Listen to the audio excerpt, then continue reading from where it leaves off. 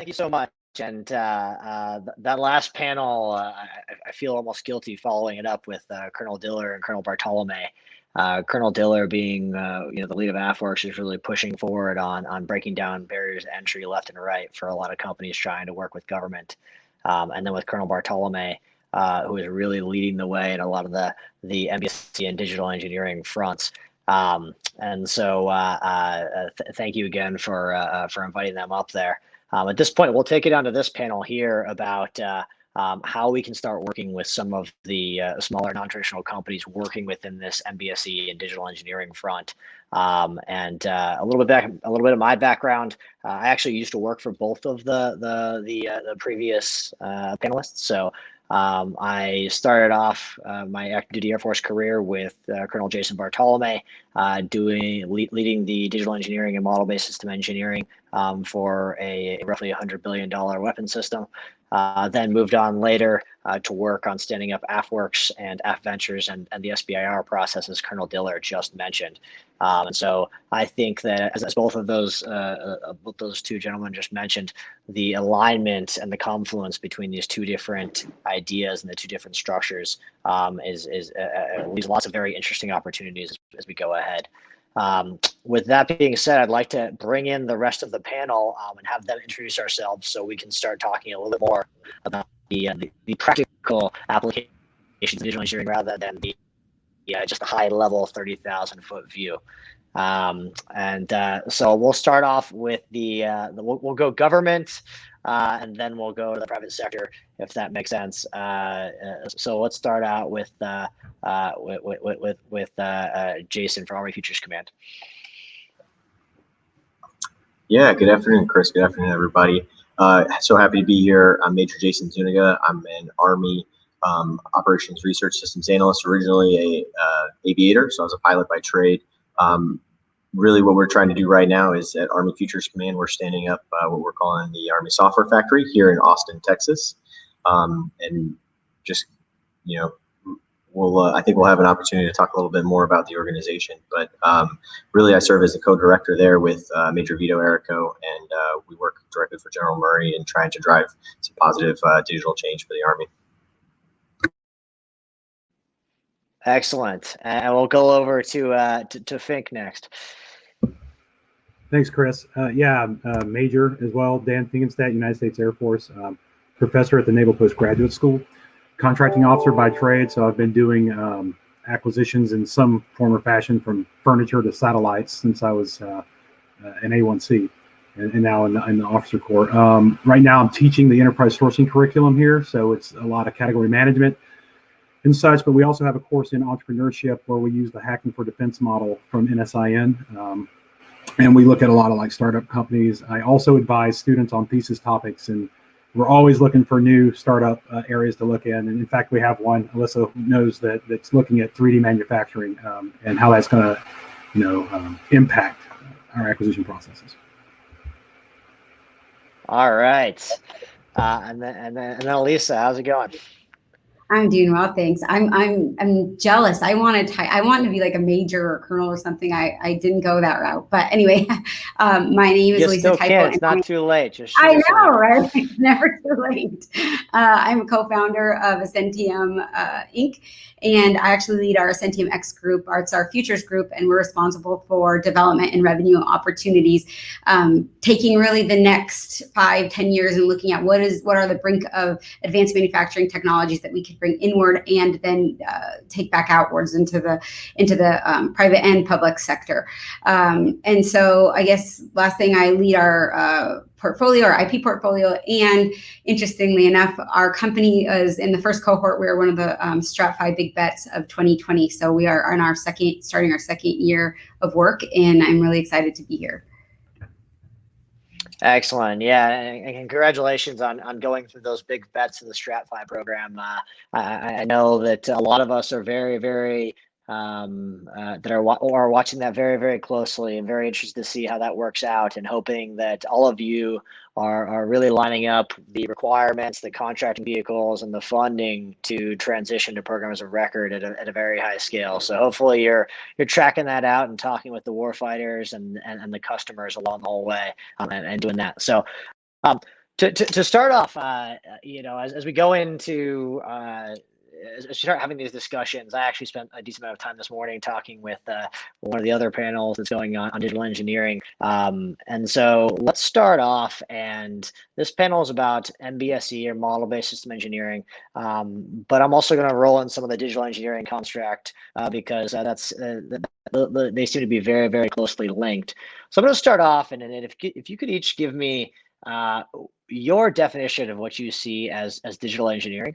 What I found is that when we go into a whole bunch of different organizations, we see very, very different understandings about exactly what we mean by digital engineering. And I'm just curious to hear the different perspectives from around the room. So we'll start off. We'll keep the same order for as we go through. So Jason, if you want to start. Yeah, sure thing, Chris. So for us, obviously, it's software development is the forefront of our mind, right? So as we think about digital engineering, it's not just about what our product teams are kind of creating, but it's also the mapping across like the data pipelines and how we kind of continue to integrate that with other capabilities across the Army, and then continuing even beyond that. So as we think about it, it's really the connective tissue of everything that we're trying to kind of create in both systems and data, and so much of everything that we work with now is just built around that. So that's really just kind of like how we fundamentally think about it, and we can get into some of the other ideas for like the model-based systems, but I guess that's probably what the quick answer is on digital. All right, thank you. And Fink? Yeah, so Chris, mine's going to be a little bit different, not being an engineer and being a guy who's on sort of the acquisition business process side. But we are trying to think about that and like the concept of digital acquisition, right? And like, how do we actually take a similar model? So one of the things we don't do in the acquisition process, and if you think about it, coming from space, it's very similar, right? So in space, like you do a lot of digital engineering in the past because the idea is like, you're going to get like one shot, right? Low rate production. We're going to design this thing once we don't get a lot of shots, and to make up for this. The odd thing about acquisition policy and business processes is that's also a similar situation, but we never test that and we never engineer it out before we go send it out into the world and deal with the after effects of that. So actually, from my perspective, we're looking at ways in which we can take gamification, AR, and different types of alternative means to engineer a process. And how do we engineer a process before it goes live? Right. So it's not just software, it's not just 3D printing. Those are things we're looking at too in terms of from the acquisition piece. But what I think is one of the things that me and my predecessor, Bill Muir, talked a lot about was like, why don't we have a test squadron for business operations? We test every other system, but the most expensive one that causes the most problems, we never test it. We sit in a room with a bunch of people who swear they know what's going on, and we come up with a policy and we inject it into the system and say, live with it. Right. So that's the main area where we want to see some movement, is actually re-engineering processes through the same mindset. All right, so digital engineering, digital acquisitions there. All right, so we went from a lot of the kind of software pipelines to digital acquisitions. All right, let's hear from industry. Elisa, what do you have for MBSE or digital engineering, or do you see them as different or similar?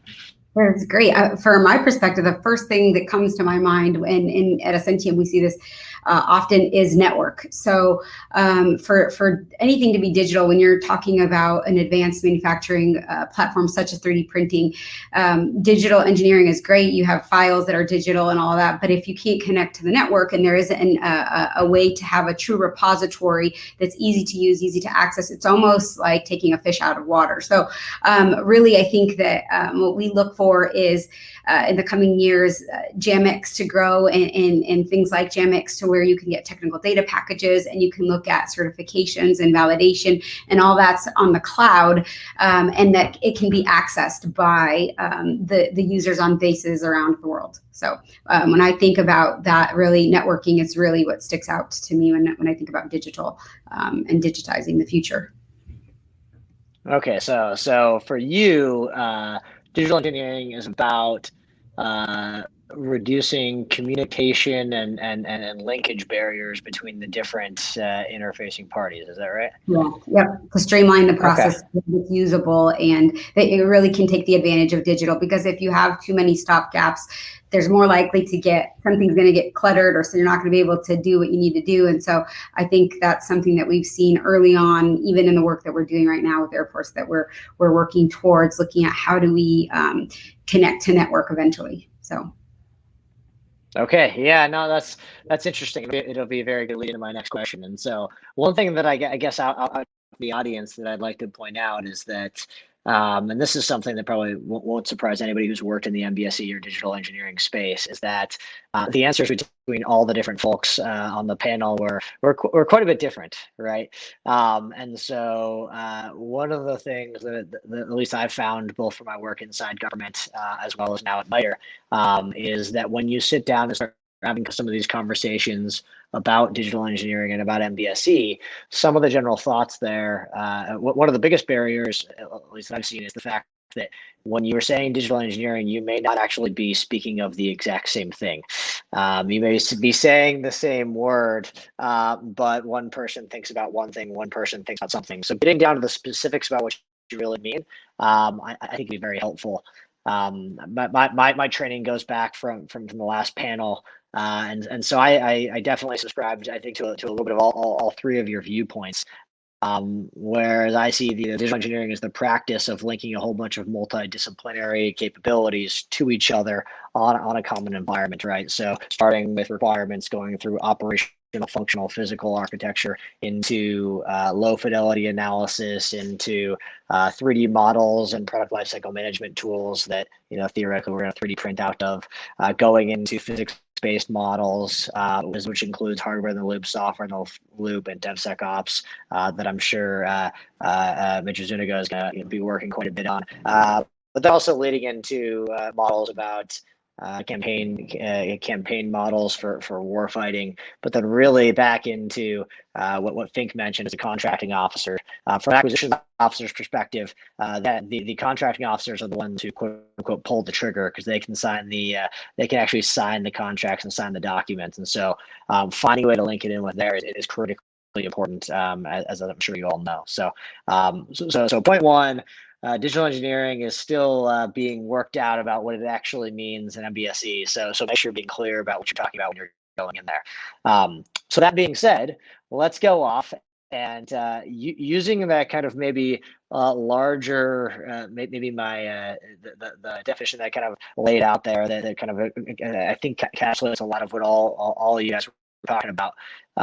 What do you see is the single biggest barrier that, if it could be fixed, if you could just snap your fingers and magically take it away, what would you have removed? And let's go in reverse order this time, because I think Elisa actually already started going on this in the end of our last question. Then we'll go to Fink and on to Major Zuniga.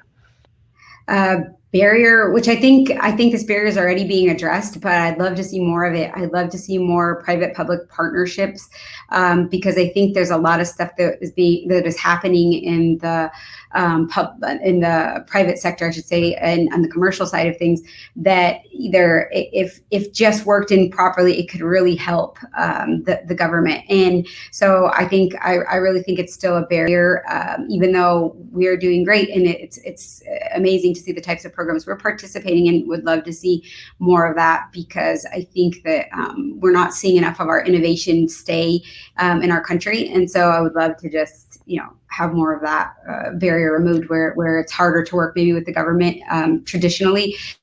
Yeah, that's what I would say. Can you give me a quick example of one? Sorry, we'll stay a little bit more on this because the title of the actual panel. Can you give me one example of a public-private partnership that you've seen be successful that you think should maybe be replicated more of? Yeah. Oh, that's a good.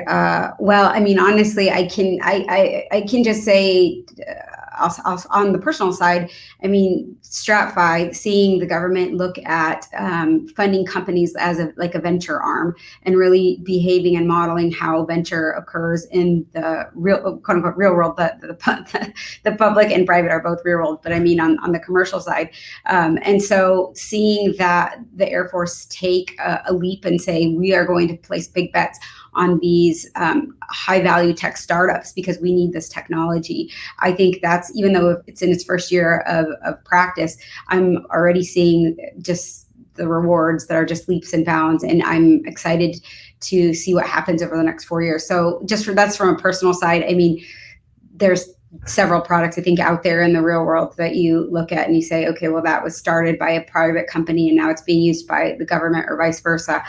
But from a personal note, I would say the contracting vehicle of the StratFi has been a great example. All right, I did not. We did not coordinate that beforehand. So, okay. Thank you so much, Lisa. And I think the idea of really blending the the private funding and then the government funding is something that I see a lot more appetite, and maybe Major Zuniga can talk a little about when he gets there. And then so Fink, next, what's going back to the idea of the biggest barrier you think to really pursuing digital engineering at the kind of execution level, and for people actually trying to get it done? Well, anything I've ever tried to deal with that involved a model or anything like that was always a data issue. And if there's one area where we are horrible at data, it's acquisitions. So, spend data is a disaster, and that's what we work on here at MPS, is trying to get better at managing that. There are firms that are working on that as well.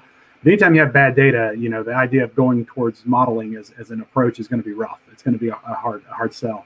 But in terms of just like barriers to firms, to entries in general, to entry for firms is, I think that we have a tension right now in the government. There's a tension between access and security. Right. And so we want to give firms more access to federal space and business, but at the same time, we're implementing things like cybersecurity maturity models, which are really, really taxing in terms of what's about to be put out there for oversight of anyone who's going to give a government contract. Right. So at the same time, we're saying we want you guys to come in. We want to remove barriers. We put out an entire regime of cybersecurity measures that now requires a specialist armada of people that don't exist, by the way, yet, to go off and certify all these systems, right? And so it's the same thing that we're actually seeing with COVID right now. We're trying to get vaccines processed, but the technical experts who have to certify the lines to run vaccines through, there's not enough of them to go do that, right? And so we're going to run into a similar problem. It's like we open one door and then we shoot ourselves in the foot as we walk through it. So we just have to be careful, I think, as we balance access and security.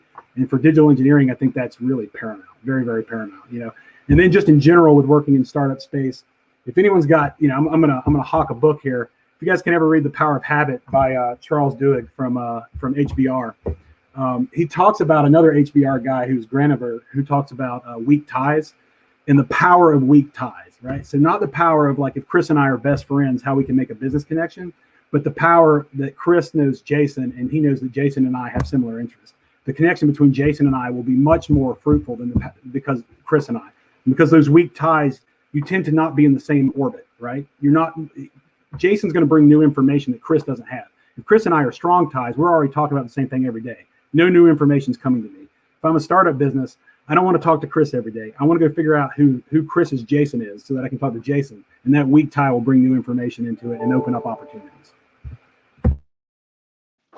Yeah, that makes sense. And so trying to boil that down into kind of a one-liner. It sounds like access to government networks and data to be able to actually deliver your product. Is that kind of what you would say? That's for really preventing people from taking the next step into the tactical execution level for MBSE and digital engineering? Yeah, so there's two things. I can't one-liner it. I'll give you two. One is access to market, and access to market is is got a natural tension with security of the market, right? And so the more people we let in, the harder it is to protect it. But the less people we let in, the harder it is to ensure that we're getting the best products, the most innovative products, and the best pricing. So we have a natural tension there. You've got some sort of constrained model that you're going to have to optimize, right? We've got to figure out how we optimize within that model, right? And then the other piece is access to actual data, which is data literacy within the federal government is very, very poor. Now, if you guys are working in the software space, you may think I'm not right about that because you work with the best of the best. You come work with the people who are buying, furniture and construction projects and everything else we do with spend data all the way down. And it's really tough because that's the data that's going to tell you how we have been doing things so that we can look for opportunities of how we do them in the future, right?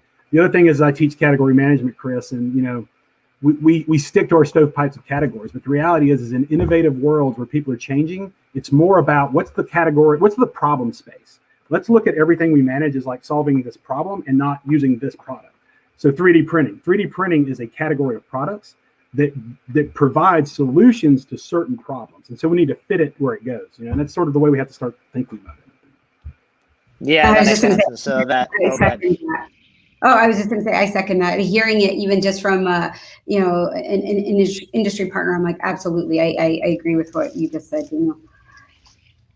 All right. So it sounds like the healthy tension, or the tension between letting lots of folks in to allow for lots of competition, while at the same time making sure that everybody who comes in within our spaces has the right kind of clearances and access and is being safe and secure, especially within data and cyber protocols, is going to be an interesting problem to solve.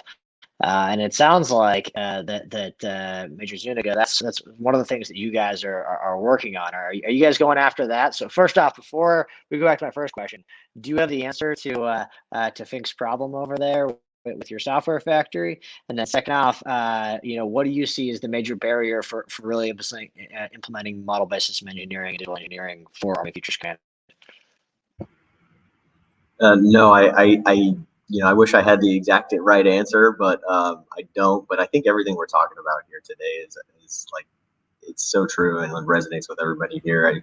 I can't disagree with anything. I think that from our perspective, probably one of the biggest pain points is persistent legacy mindset, and I think that stretches across the board from everything like agile acquisition all the way to like cybersecurity policies, and our ability to, one of those barriers with the acquisition side is just being able to understand it and work with the government, the timelines and everything that we kind of consistently hear, but being able to get to that kind of agile acquisition strategy that is coherent and you're able to work with maybe non-traditional partners more easily is getting us towards the right direction, because getting away from that legacy mindset is about culture change, right? And change is hard, and sometimes as we incorporate those new ideas in an effective way, it really helps us kind of change our mindset. And so again, brings us back to the software side of it, right? Being able to see and understand how industry is taking on DevSecOps, is thinking about the best-in-class cybersecurity policies, and how we can start to look at the defense side and how we adjust those, so that we can take advantage of these incredible kind of technologies and processes and agile methodologies, and I think that's really what kind of is the biggest struggle for us. Yeah, no, so it sounds like to me, you guys, the biggest challenge is communication, right? Maybe the government is speaking one language, and some of the small business or non-traditional folks are speaking another language, and sometimes we're talking past each other. Is that a fair representation? I don't know that anyone would disagree with that. All right. Well, we only got a couple of minutes left, so I want to do a quick rapid fire there. But by the way, I agree with you that the biggest challenge here, that I think for digital engineering, does come down to the actual infrastructure and the IT software networks. I'll throw a big shout out to the folks at Platform One and Cloud One, and the work that they've been doing in their software factories, which I think are also very, very much aligned with working with what Major Zuniga you guys are working on, and Kessel Run, in terms of trying to onboard organizations and companies to get quickly and securely into working on real important problems, especially with large amounts of data, even at very high levels of sensitivity. So real quick, rapid fire question. You only get one line. That Fink, one line, not two lines, one. So if you had to recommend to the audience one resource, whether it's a link or a YouTube video or a book, that you think they should go read around this whole idea of barriers to companies working with the government and digital engineering and MBSE, what would it be? We'll start with you, Jason.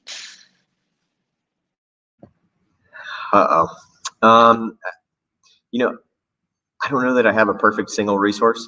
Maybe I'll throw out a quick plug for, armyfuturescommand.com/software factory, because I think for us, right, how we kind of are trying to take this on in so many of the different areas that we were just talking about, I mean, really, I think if you're in this realm and you want to do that type of stuff that we're talking about, that's a place for us to make change.